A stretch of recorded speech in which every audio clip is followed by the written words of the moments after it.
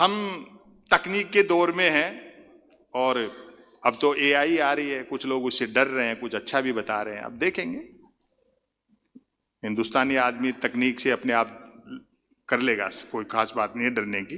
व्यंग्यकार क्या है कि एक तीसरी दृष्टि होती है।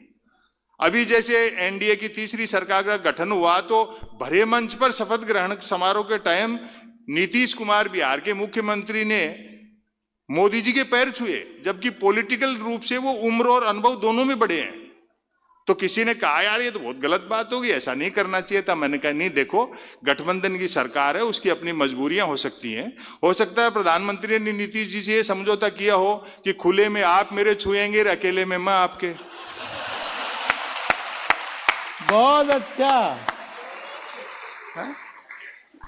तो यह एक राजनीति की दृष्टि है जी। इसी मंच पर आपने शरद जोशी को, केपी सक्सेना जी को सुना होगा। मैं गद्य पढ़ता हूं, दो छोटी सी रचनाएं आपको सुना देता हूं। समय की अपनी सीमाएं हैं और आखिर तक वही लोग बचेंगे जिनको या तो सुरेंद्र शर्मा जी को सुनना है या फिर जो दूसरों के साधन पर आए हैं। बहुत अच्छा। अपने पास तो वो भी नहीं है।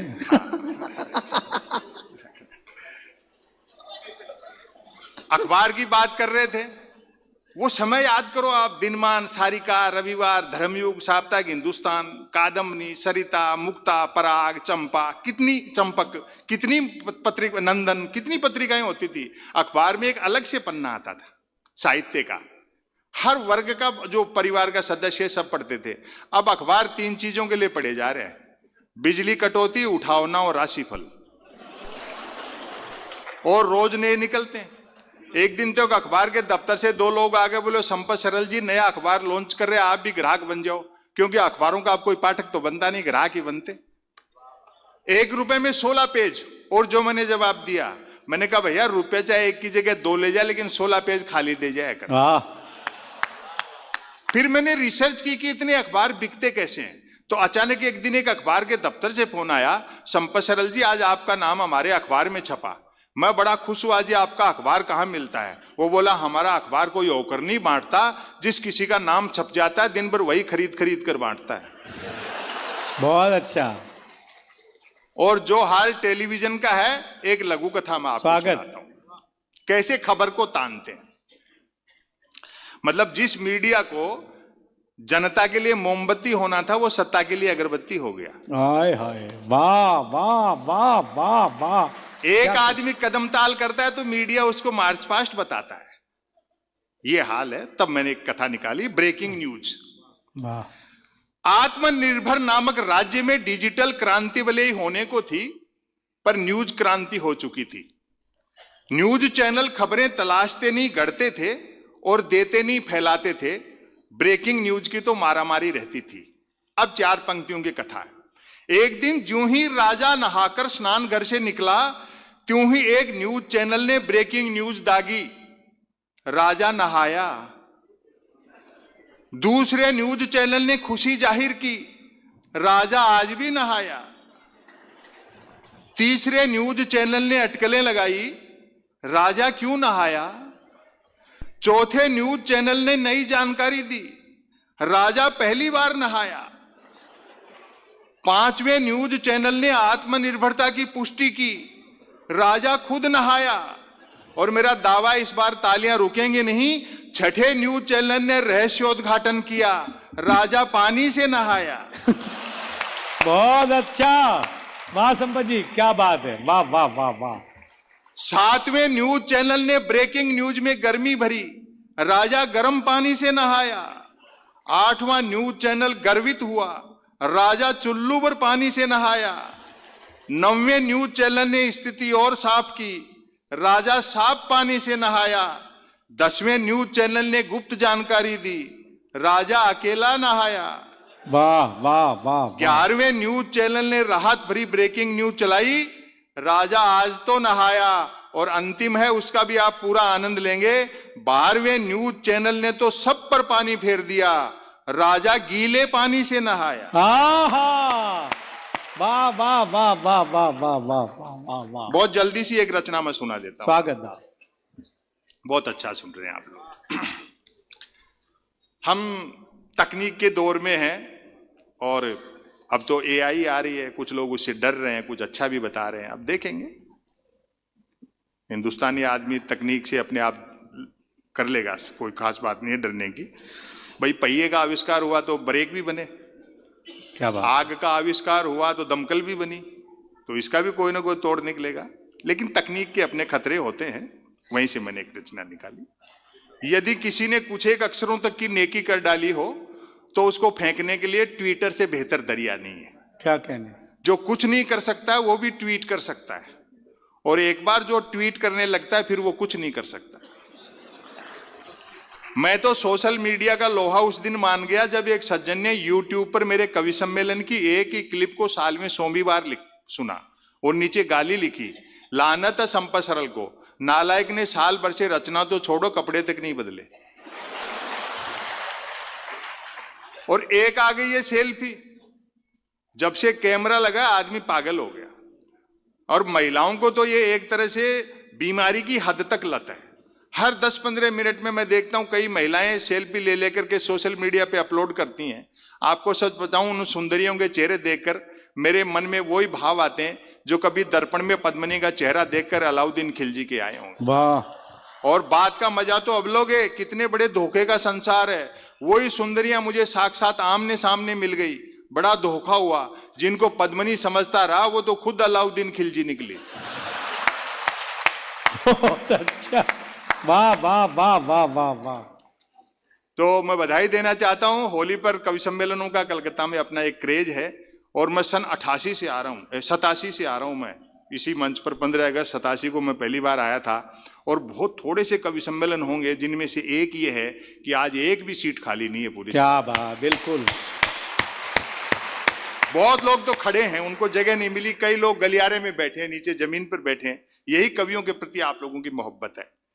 तब देखें, हमने जो पुराना समय देखा, मैं थोड़ा जल्दी जल्दी पढ़ दूंगा। पुराना समय जो देखा, क्या खो दिया। ऐसा नहीं कि तरक्की नहीं हुई, लेकिन हमने कीमत ज्यादा दे दी। उसी की शिकायत इस रचना में है। वे भी क्या दिन थे, पहली पंक्ति से पकड़ना। वे भी क्या दिन थे जब घड़ी एक आध के पास होती थी और समय सबके पास था।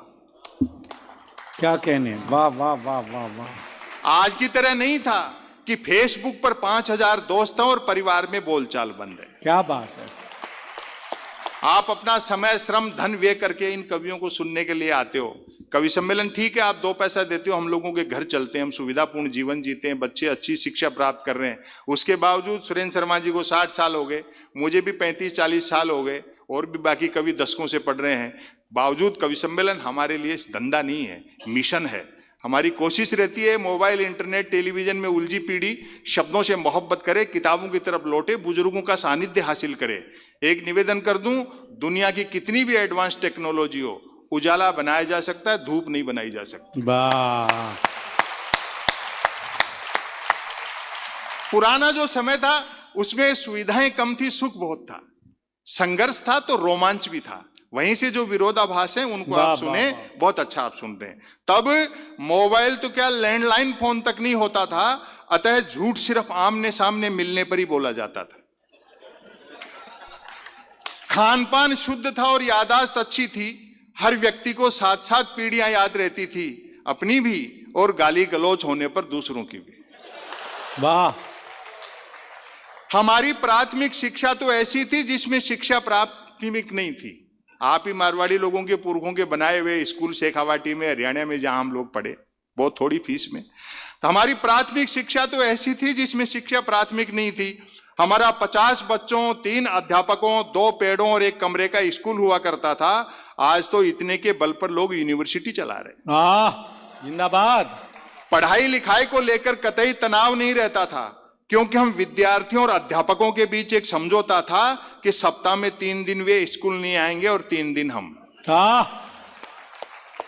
बोलचाल में राजस्थानी का इस्तेमाल होता था, अपनी मातृभाषा। हिंदी सिर्फ शहरों तक सीमित थी, और अगली पंक्तियों पर आपके हाथ जरूर उठेंगे, मैं दावा करता हूं। हिंदी सिर्फ शहरों तक सीमित थी और अंग्रेजी तो पीने के बाद ही बोली जाती थी। क्या बात है, वाह वाह, जिंदाबाद। कई प्रकार के खेल कूद थे, अब तो बच्चे गेम के नाम पर वीडियो गेम खेलते हैं। बच्चे भी क्या करें, खो खो, कुश्ती और कबड्डी तो संसद विधानसभाओं में चले गए। आहा, बाकी खेलों को क्रिकेट ने बाउंड्री लाइन से बाहर कर रखा है। जो चैनल खोलो क्रिकेट। एक दिन तो टाइम पास के लिए मैं भी देख रहा था, तो कमेंटेटर ने बड़ी ऊंची फेंकी कि जब से धवन और कोहली ने मूछें रखी हैं तब से धुआंधार परफॉर्म कर रहे हैं। मेरे उस दिन समझ में आई कि दुनिया में महिला क्रिकेट क्यों पिछड़ा हुआ है। अब अपना बचपन याद करें। हालांकि क्रिकेट तब भी खेला जाता था, बैट का मालिक बैटिंग करता था और बॉल का मालिक बॉलिंग। क्या बात है। फील्डर भी यही दो होते थे। बैट टच न होने पर फेंकी हुई गेंद फेंकने वाले को लानी पड़ती थी। एक ओवर कुल कितनी गेंदों का होगा यह गेंद का मालिक तय करता था। बल्लेबाज पहले गेंद पीटता था, फिर मूड के अनुसार भागकर या चलकर रन बनाता था, तत्पश्चात गेंद लाता था। ऐसा भी होता रहता था कि बल्लेबाज की दिन भर गेंद लाने की इच्छा नहीं रहती थी और वह रन ही बनाता रहता था। आहा, पूंजीवाद हो सकता है बुरी चीज नहीं है, लेकिन इससे ये जो दौर है, पूरी दुनिया का नक्शा उठा के देखो, ये आवारा पूंजीवाद का दौर है, जिसमें बेकाबू टेक्नोलॉजी और मिल गई। राष्ट्रपति कौन बनेगा अमेरिका में, उसका एलन मस्क तय कर रहे हैं। फिर देखो दुनिया कहां जाएगी। आहा, लोग भूखे उठते तो थे किंतु भूखे सोते नहीं थे। महंगाई बिल्कुल नहीं थी। ईमान के अलावा सब कुछ सस्ता था, और सस्ताई का अंदाजा आप इसी से लगा लें कि फिल्मों में हीरोइनों को पैसा कम मिलता था तो भी कपड़े पूरे पहनती थी। वाह वाह वाह वाह वाह वाह वाह। उन दिनों रामलीलाएं मनोरंजन का प्रमुख साधन हुआ करती थी, जिनमें महिला पात्रों का रोल भी पुरुष ही किया करते थे। रामलीला वालों का गले मिलने और गले पड़ने का समय अलग अलग होता था। रामलीला मंडली गांव की धर्मशाला में ठहरती थी। हम बच्चे दिन में धर्मशाला में जाकर देखते थे कि गत रात ही एक दूसरे के जानी दुश्मन रहे बाली और सुग्रीव साथ साथ ताश पत्ती खेल रहे हैं। आहा, शूरपनखा मंथरा के लिए चाय बना रहा है, और हर पुरुष की जो घर में औकात है, चटाई पर बैठा रावण रात को आरती में आए पैसों का हिसाब मंदोदरी को दे रहा है। लोग पैदल चलते थे और पदयात्राएं करते थे, जो कि पद प्राप्त करने के लिए नहीं होती थी। कुछ एक के पास साइकिलें होती थी जो 4 रोटियों में 40 का एवरेज देती। आहा, वाह वाह वाह। कारें मोटरसाइकिलें तो छोड़ो, बसें तक गिनती की हुआ करती थी। जहाज और हवाई जहाज तो हम किताबों में देखते थे और कॉपियों के बनाते थे। आहा, याद आती है वे मीटर गेज की कोयले के इंजन वाली गाड़ियां। 150-200 साल पहले आपके बुजुर्ग कैसे आए होंगे। याद आती है वे मीटर गेज की कोयले के इंजन वाली गाड़ियां।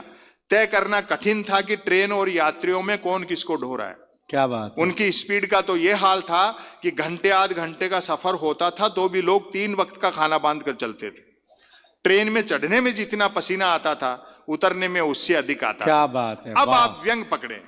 यात्री काट की सीटों पर काट के उल्लू बने बैठे रहते थे। आहा, डिब्बे में डफली वालों का गाना बजाना चलता रहता था। और भारतीय यात्रियों का मनोविज्ञान देखना, पकड़ लो तो मुझे बताना। क्या बात। डिब्बे में डफली वालों का गाना बजाना चलता रहता था।